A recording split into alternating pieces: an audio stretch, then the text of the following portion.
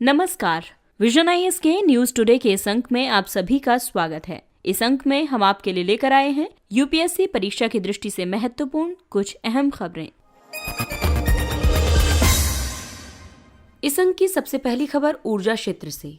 हाल ही में Indian gas exchange यानी आईजीएक्स ने घरेलू गैस फर्मों को भी शामिल करने की इच्छा प्रकट की है। आईजीएक्स ने घरेलू प्राकृतिक गैस उत्पादकों को भी आईजीएक्स प्लेटफॉर्म पर विक्रय करने की अनुमति देने के लिए सरकार के सामने एक प्रस्ताव प्रस्तुत किया है। ये प्लेटफॉर्म पर पर्याप्त मात्रा में गैस का व्यापार करने की अनुमति देगा और घरेलू उत्पादन को भी प्रोत्साहित करेगा। वर्तमान में केवल आयातित द्रवीकृत प्राकृतिक गैस यानी एलएनजी को ही पुनः गैसीकृत किया जाता है और एक्सचेंज के माध्यम से खरीदारों को बेचा जाता है। दरअसल पुनः गैसीकरण एलएनजी गैस को तरल अवस्था से गैसीय अवस्था में परिवर्तित करने की प्रक्रिया है। घरेलू रूप से उत्पादित प्राकृतिक गैस का मूल्य सरकार द्वारा निर्धारित किया जाता है और ये गैस एक्सचेंज पर विक्रय नहीं की जाती है। आइए अब आईजीएक्स के बारे में जानते हैं। आईजीएक्स इंडियन एनर्जी एक्सचेंज की सहायक कंपनी है। ये प्राकृतिक गैस के लिए देश का पहला व्यापारिक मंच है। ये भारत के 2 पावर एक्सचेंजों में से एक है। अन्य पावर एक्सचेंज है पावर एक्सचेंज इंडिया लिमिटेड। ये प्राकृतिक गैस के क्रेताओं और विक्रेताओं को प्राकृतिक गैस के लिए हाजिर बाजार में तथा वायदा बाजार में व्यापार करने की अनुमति प्रदान करता है। 3 केंद्रों पर इनके व्यापार की अनुमति है। गुजरात में दाहेज और हजीरा, आंध्र प्रदेश में काकीनाडा। अगली खबर कृषि क्षेत्र से संबंधित है। कृषि मंत्री ने विश्व दलहन दिवस पर कार्यक्रम को संबोधित किया। अंतर्राष्ट्रीय दलहन वर्ष यानी वर्ष 2016 की सफलता के बाद संयुक्त राष्ट्र महासभा द्वारा 10 फरवरी को विश्व दलहन दिवस के रूप में नामित किया गया है। दलहन, जिन्हें फलियां भी कहा जाता है, भोजन के रूप में ग्रहण करने के लिए उत्पादित फलीदार पौधों के खाद्य बीज होते हैं। इसमें तुअर दाल, सेम, काबुली चने, राजमा आदि भारत में उगाई और उपभोग की जाने वाली प्रमुख दलहन फसलें हैं। आइए अब जानते हैं कि दालें क्यों महत्वपूर्ण हैं। दरअसल दालें आयरन, पोटेशियम, प्रोटीन और फाइबर से समृद्ध होती हैं। इसके अलावा इनमें कम मात्रा में वसा, सोडियम और ग्लाइसेमिक इंडेक्स होता है। ग्लाइसेमिक इंडेक्स कार्बोहाइड्रेट युक्त खाद्य पदार्थों को उनके मंद या तीव्र पाचन और समय के साथ उनके द्वारा रक्त शर्करा के स्तर को बढ़ाने की क्षमता के आधार पर रैंकिंग प्रदान करने का एक तरीका है। नाइट्रोजन स्थिरीकरण की उनकी क्षमता उन्हें जल की कम आवश्यकता वाली और निम्न कार्बन फुटप्रिंट वाली फसल बनाती है। इन्हें शुष्क और वर्षा सिंचित क्षेत्रों में सरलता से उगाया जा सकता है। भारत विश्व में दालों का सबसे बड़ा उत्पादक, उपभोक्ता और आयातक देश है। भारत में वैश्विक उत्पादन का 23.62% हिस्सा उत्पादित किया जाता है। देश के प्रमुख दाल उत्पादक राज्य मध्य प्रदेश, महाराष्ट्र, राजस्थान, उत्तर प्रदेश, कर्नाटक आदि हैं। आत्मनिर्भरता की स्थिति प्राप्त करने के लिए भारत को लगभग 30 मिलियन टन दलहन उत्पादन करने की आवश्यकता है, जबकि वर्तमान उत्पादन केवल 22 से 24 मिलियन टन ही है। भारत में दलहन उत्पादन, सीमांत भूमि पर कृषि, मॉनसून पर निर्भरता, सिंचाई सुविधाओं की कमी, बीज प्रौद्योगिकी में सफलता की निम्न दर आदि जैसी चुनौतियों का सामना कर रहा है। दालों के उत्पादन को बढ़ाने के लिए तिलहन, दलहन, ऑयल पाम और मक्का की एकीकृत योजना संचालित की गई है। चावल, गेहूं, दलहन, मोटे अनाज और वाणिज्यिक फसलों का उत्पादन बढ़ाने के लिए राष्ट्रीय खाद्य सुरक्षा मिशन आरंभ किया गया है। केंद्रीय नोडल एजेंसियों द्वारा दलहन, तिलहन और खोपरा की भौतिक खरीद के लिए प्रधानमंत्री अन्नदाता आय संरक्षण योजना के तहत मूल्य समर्थन योजना प्रारंभ की गई है। विश्व बैंक की रिपोर्ट के अनुसार कुल सड़क दुर्घटनाओं में 11% वैश्विक मृत्यु के साथ भारत विश्व में शीर्ष पर है। आइए अब जानते हैं रिपोर्ट के मुख्य निष्कर्ष।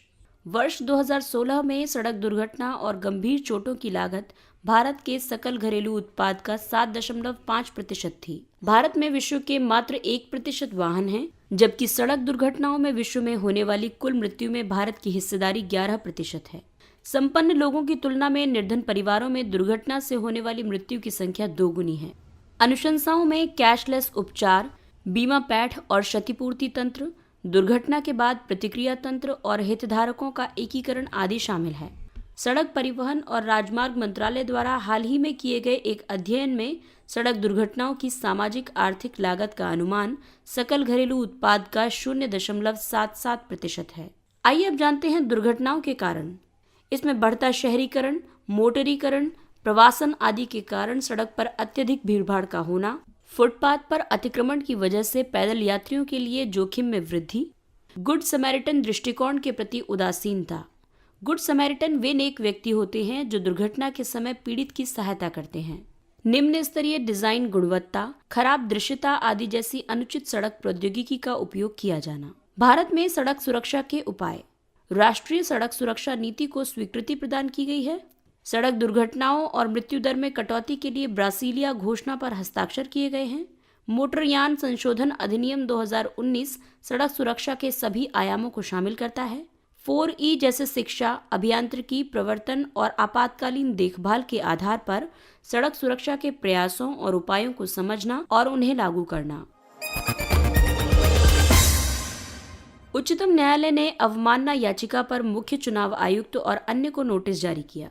याचिका में पिछले वर्ष बिहार विधानसभा चुनाव में शामिल हुए उम्मीदवारों की आपराधिक पृष्ठभूमि से संबद्ध विवरण के प्रकाशन में कथित चूक का उल्लेख किया गया है। ये इस प्रकार के प्रकाशनों के बारे में उच्चतम न्यायालय द्वारा जारी किए गए निर्देशों के विरुद्ध एक जानबूझकर की गई अवज्ञा का मामला प्रतीत होता है।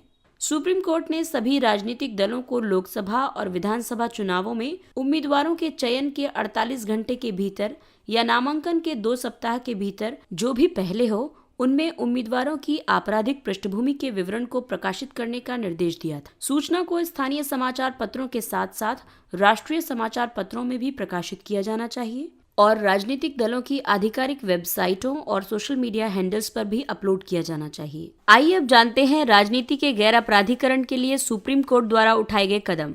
सभी उच्च न्यायालयों को भ्रष्टाचार निवारण अधिनियम 1988 के तहत दोष सिद्धि और दंड की अपील पर दोष सिद्धि को निलंबित नहीं करने का निर्देश दिया है। नामांकन पत्र दाखिल करते समय चुनाव लड़ने वाले सभी उम्मीदवारों को अपनी संपत्ति और देनदारियों, आपराधिक दोष सिद्धियों और लंबित मामलों का विवरण प्रस्तुत करने का निर्देश दिया गया है। उपरोक्त में से कोई नहीं यानी नोटा विकल्प की शुरुआत की गई है। विधायकों से संबद्ध मामलों की सुनवाई को 1 वर्ष के भीतर पूरा करने के लिए ट्रायल कोर्ट को निर्देशित किया गया है। लोकसभा द्वारा माध्यस्थतम और सुलह संशोधन विधेयक 2021 पारित किया गया विधेयक माध्यस्थतम और सुलह अधिनियम 1996 में संशोधन पर केंद्रित है, जो घरेलू और अंतर्राष्ट्रीय माध्यस्थतम से संबंधित है और सुलह की कार्यवाही आयोजित करने के लिए कानून को परिभाषित भी करता है। ये विधेयक नवंबर 2020 में समान प्रावधानों के साथ प्रख्यापित एक अध्यादेश को प्रतिस्थापित करता है। आइए अब जानते हैं विधेयक के मुख्य बिंदु। माध्यस्थतम के निर्णय पर रोक लगाई जा सकती है, यानी एक मध्यस्थता कार्रवाई में दिए गए आदेश पर रोक लगाई जा सकती है यदि न्यायालय इस तथ्य से संतुष्ट हो कि संबंधित मध्यस्थता समझौता या अनुबंध या निर्णयन धोखाधड़ी या भ्रष्टाचार से प्रभावित था। अब तक यदि एक माध्यस्थतम के निर्णय के विरुद्ध न्यायालय में अपील भी दायर की गई हो, तब भी उसका निर्णय प्रवर्तनीय था। विधेयक में माध्यस्थतमों के लिए कुछ योग्यता, अनुभव और प्रत्ययन संबंधी मानदंड निर्दिष्ट किए गए हैं। उदाहरण के लिए उन्हें अधिवक्ता अधिनियम 1961 के अंतर्गत अधिवक्ता के रूप में 10 वर्ष का अनुभव होना चाहिए या उन्हें भारतीय विधिक सेवा का अधिकारी होना चाहिए। आइए अब जानते हैं संशोधन का महत्व।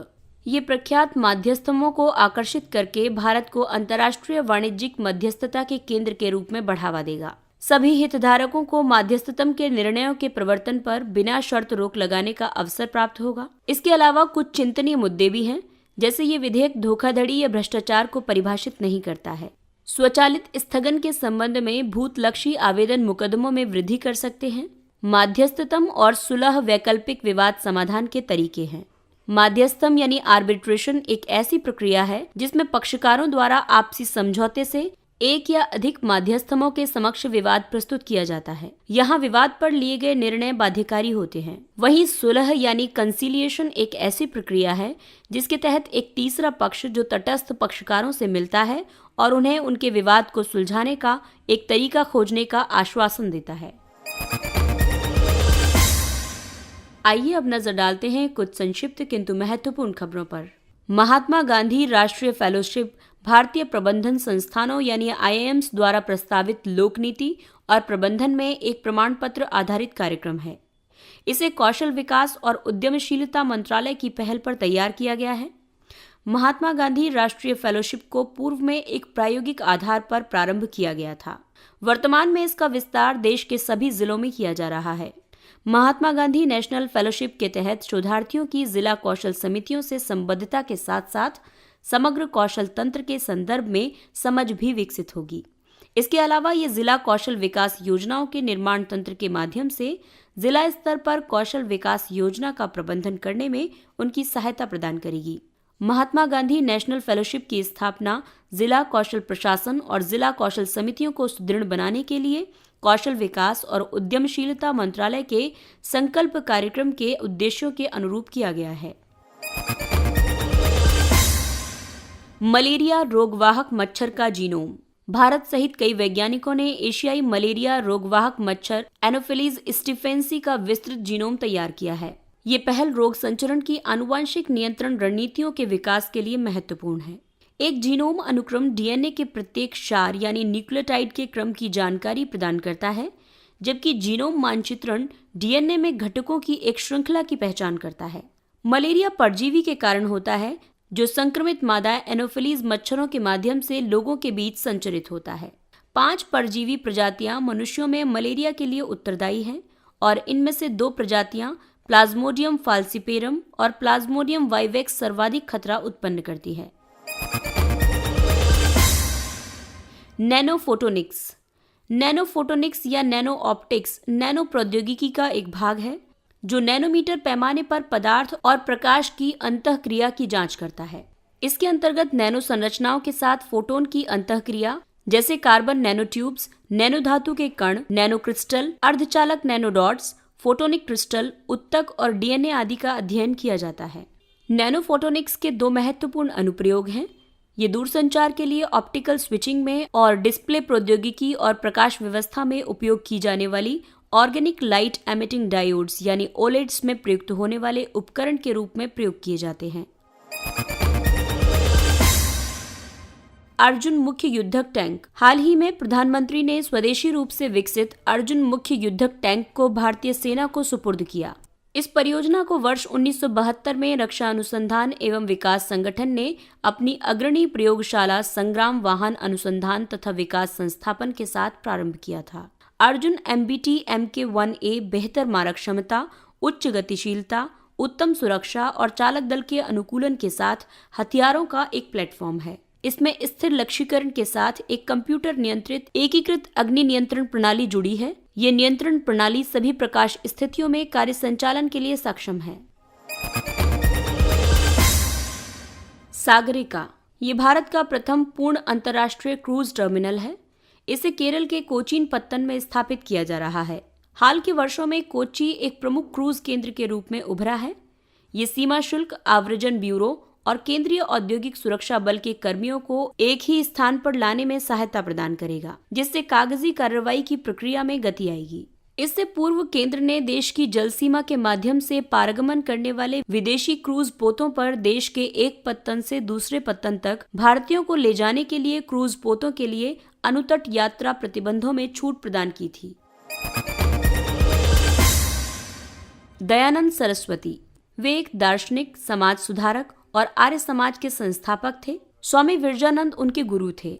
उनका उद्देश्य वेदों की शिक्षाओं को पुनर्स्थापित करना था। उन्होंने सत्यार्थ प्रकाश नामक ग्रंथ की रचना की थी। उन्होंने पुरुषों और महिलाओं के लिए शिक्षा एवं समान अधिकारों को प्रोत्साहित किया था। साथ ही उन्होंने जाति व्यवस्था, अंधविश्वास और पशु बलि की भी निंदा की थी। उनकी मृत्यु के बाद दयानंद एंग्लो वैदिक college trust and management society की स्थापना की गई थी। प्रथम DAV हाई स्कूल लाहौर में वर्ष 1886 में स्थापित किया गया था। तोल पावा कुथु। ये एक छाया कठपुतली कला है जो केरल के पलक्कड़ जिले और समीपवर्ती क्षेत्रों में भगवती मंदिरों में प्रचलित है। इसमें तोल पावा को तार की सहायता से नियंत्रित किया जाता है। इसमें तोल का मतलब है चमड़ा और पावा का मतलब है पुतली। तोल पावा की छाया को पृष्ठभूमि में ऑयल लैंप की अग्नि के प्रकाश की सहायता से पर्दे पर दर्शाया जाता है। तोल पावा कुथु प्रदर्शन की कथा भारतीय महाकाव्य रामायण से प्रेरित है। भारत में कुछ प्रमुख छाया कठपुतली हैं। तोगलू गोम्मयेट्टा कर्नाटक में, तोलू बोम्मालट्टा आंध्र प्रदेश में, रावण छाया ओडिशा में। इसके साथ ही ये अंक समाप्त होता है। अगले अंक में फिर मुलाकात होगी कुछ अन्य महत्वपूर्ण खबरों के साथ। तब तक अपना ख्याल रखिए, सुरक्षित दूरी बनाए रखिए। मास्क पहनिए। नमस्कार।